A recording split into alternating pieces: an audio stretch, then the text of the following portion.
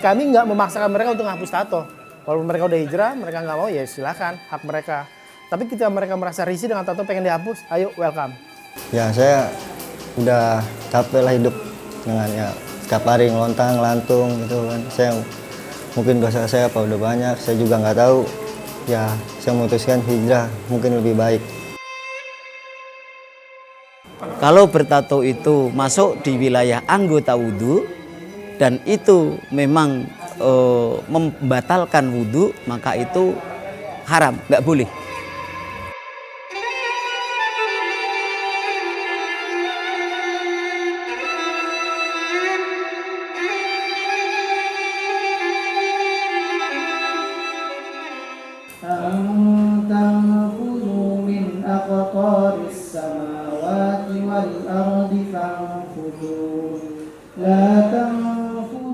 Hijrah.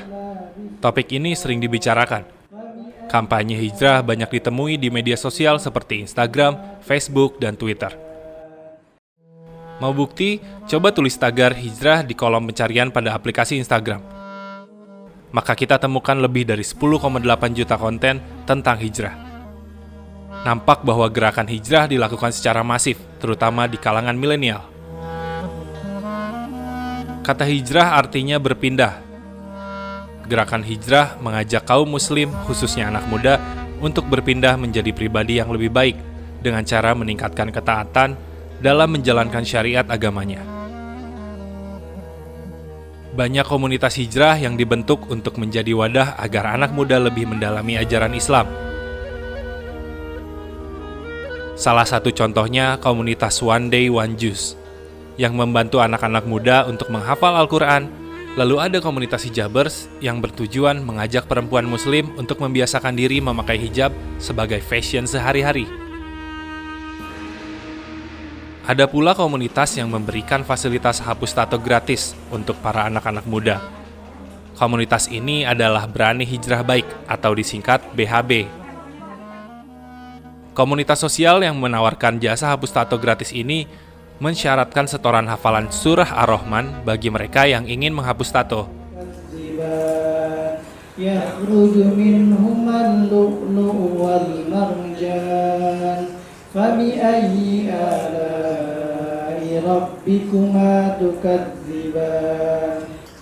Jadi ada 33 pengulangan Fabi ayya rabbikuma tukadziban. Nikmat mana lagi yang kau dustakan, bro? Jujur, Allah udah kasih kita tuh keren banget gini, badan yang keren, hidung yang pada porsi dan tempatnya, kapasitasnya masing-masing, matanya juga keren ya kan. Ada yang putih, ada yang coklat ya kan. Menurut Allah tuh udah paling baik ciptanya ya kan. Akhirnya lu tambahin coretan, lu tambahin tulisan ya kan. Ya disitulah muncul ketika kita membuat satu gerakan ini, ya udahlah Ar-Rahman aja lah ya kan. Bisa dicicil 5 ayat, 20 ayat dengan maksud dan orientasi kita bagaimana kita mendalami bahwa nikmat itu yang telah kita dustakan menurut ayat tersebut kita kembalikan lagi. Kita mensyukuri nikmatnya lagi dengan surat Ibrahim kalau nggak salah. Siapa yang mensyukuri nikmatnya maka Allah akan tambah.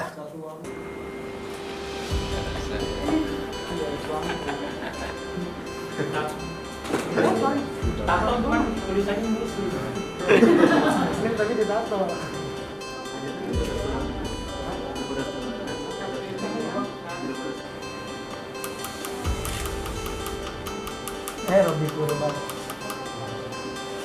Jadi BHB itu udah berjalan 4 tahun.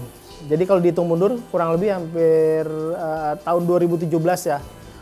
2017 bulan Agustus kalau nggak salah. Pendirinya itu sahabat saya, saudara saya, Bang Ahmad Jaki Ali, dan inisiatornya salah satu dokter di klinik di Tangerang, Dokter Kiki. Jadi saya ini cuman nerusin aja lah.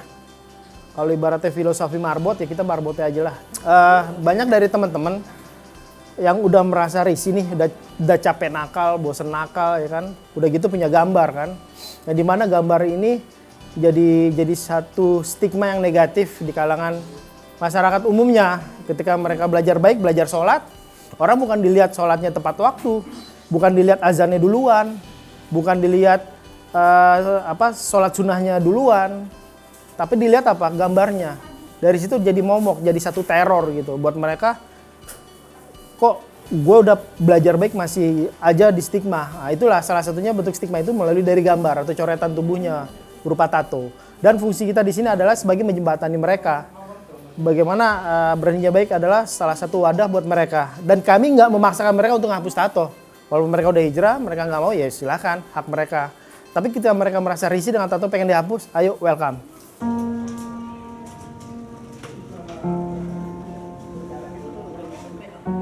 Yang di belakang, yang di depan masih ada nggak? Yang di luar. Sambil nungguin. Nanti kita buka aja acaranya. Bismillahirrahmanirrahim. Assalamualaikum warahmatullahi wabarakatuh. Iya, tatonya muslim di sini, belum keren. Nah ini ada Mas Iman nih. Mas Iman dari mana, Mas? Ya awalnya mah iseng-iseng, awalannya waktu dulu. Nah terus ikut teman, lama-lama ya dibikin dikit-dikit demi dikit, lama-lama banyak. Saya umur 18, pengen ditato nih gua, pengen coba-coba. Awalnya sih iseng-iseng ikut teman, ya teman bikin tato, pengen lihat kayak bagusnya digambar. Saya sedikit, per 3 hari apa seminggu pengen lagi dibikin, jadi nambah terus pengennya.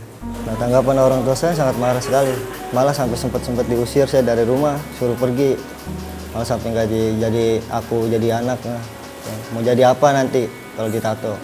Ya saya udah capek lah hidup dengan ya setiap hari ngelontang, ngelantung gitu kan. Saya mungkin dosa saya apa udah banyak, saya juga nggak tahu. Ya saya memutuskan hijrah mungkin lebih baik.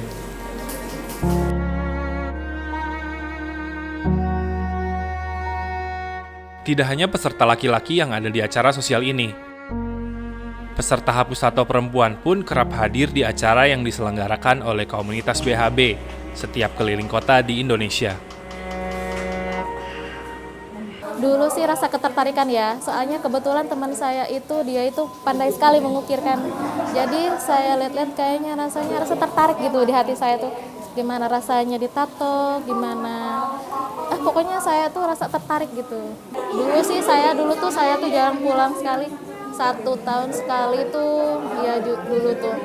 Akhirnya saya pulang ke rumah, terus keluarga saya tahu, ya jelas mereka marah lah ya. Nggak ada yang keluarga yang nggak marah lah ya.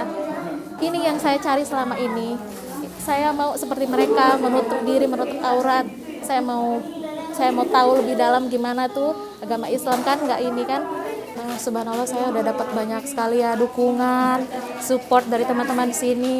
Terus saya tuh jadi rasa saya nggak malu gitu, walaupun saya punya masa lalu yang kayak gini, tapi banyak juga kan orang-orang yang punya masa lalu kayak saya.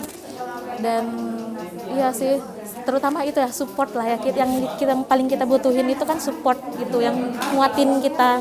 Mereka, teman-teman, kawan-kawan yang baru berhijrah, sebenarnya terbalik Kiai, mestinya kita yang minta doa dari mereka. Kenapa? Karena mereka orang berhijrah ini adalah kekasih Allah. I had spent a long time where I just wasn't happy with life, or I just didn't feel complete, like I was missing something. And so I did a lot of research, and I looked at different religions and tried to find a path for myself. And basically, at one point, before I had decided on any religion, I said, God, please put me on the right path. And then shortly after that, I had a friend that was married to an Indonesian woman, and he had converted about 7 years ago. And so he gave me some information. I started from that information, and I like this. This makes sense. This is logical. Yes. I met Wonky at Hijrah Fest when I first came to Indonesia. I was probably here maybe a month, and matter of fact, it was the day that me and my wife got married. And I met Wonky that day. We became good friends. Even with the language difficulties, we became good friends.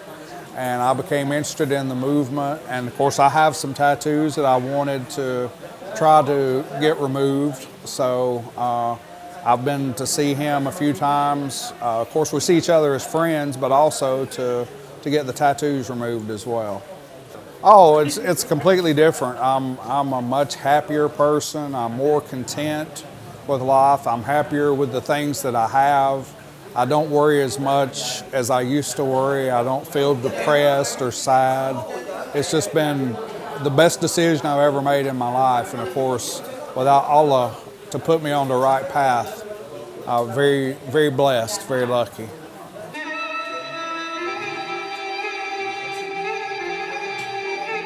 Metode yang digunakan untuk menghapus tato adalah dengan menggunakan teknologi laser. Metode ini termasuk salah satu yang paling aman jika dibanding dengan metode lainnya.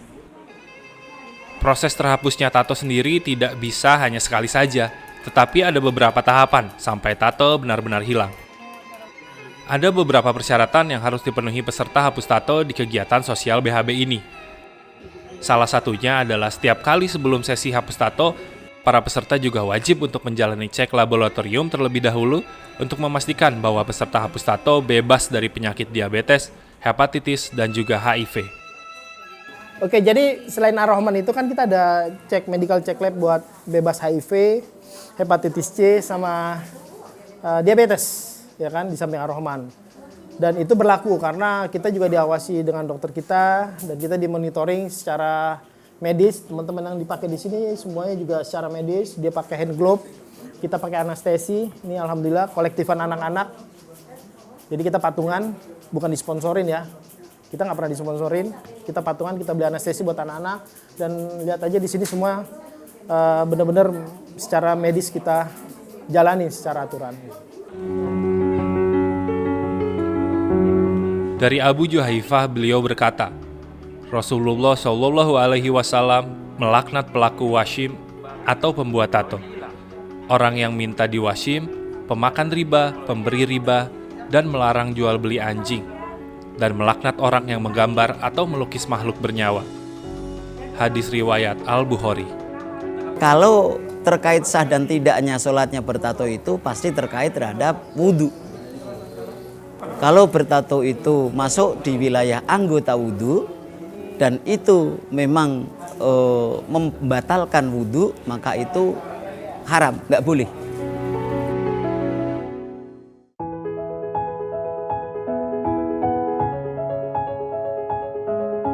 Tato atau washim adalah menusukkan jarum atau sejenisnya ke dalam kulit hingga berdarah, lalu mengisinya dengan zat-zat berwarna sehingga menimbulkan warna berbeda pada kulit.